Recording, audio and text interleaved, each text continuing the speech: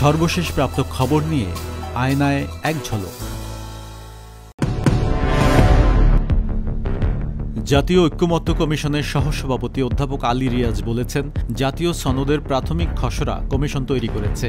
২৮ জুলাইয়ের মধ্যে সেই খসড়া মতামতের জন্য রাজনৈতিক দলগুলোর কাছে পাঠানো হবে। রোববার রাজধানীর ফরেন সার্ভিস একাডেমিতে এসব কথা বলেন আলী রিয়াজ।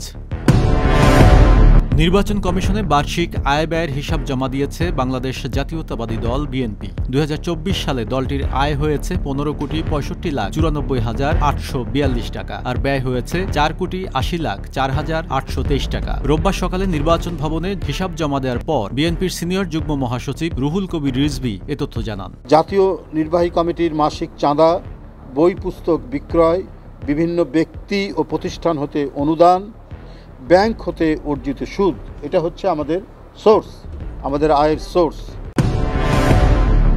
উত্তরায় মাইলস্টোন স্কুল অ্যান্ড কলেজে বিমান দুর্ঘটনায় নিহতের সংখ্যা নিয়ে শুরু থেকেই কিছুটা বিভ্রান্তি তৈরি হয়। সিএমএইচ থেকে প্রকাশিত ২৪ জুলাইয়ের তালিকায় মৃতের সংখ্যা ছিল ১৫, কিন্তু ২৭ জুলাই প্রকাশিত হালনাগাদ তালিকায় সেই সংখ্যা ১৪ দেখানো হয়েছে। হালনাগাদ তথ্য অনুযায়ী এখন পর্যন্ত এ দুর্ঘটনায় সর্বমোট নিহতের সংখ্যা দাঁড়ালো ৩৪।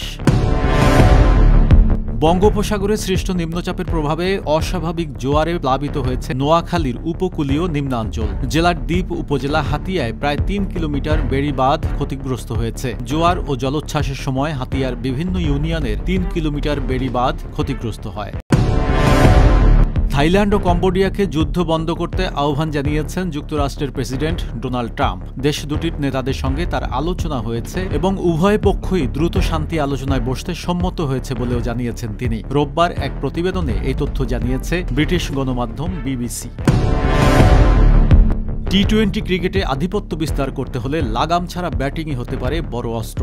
সেই লক্ষ্যেই এবার বড় সিদ্ধান্ত নিয়েছে বাংলাদেশ ক্রিকেট বোর্ড। ছক্কার ঝড় তুলতে বিদেশি পাওয়ার হিটিং বিশেষজ্ঞ জুলিয়ান উডকে আনছে বিসিবি, যিনি আগামী আগস্টে ৩ সপ্তাহের জন্য কাজ করবেন জাতীয় দলের ব্যাটারদের সঙ্গে।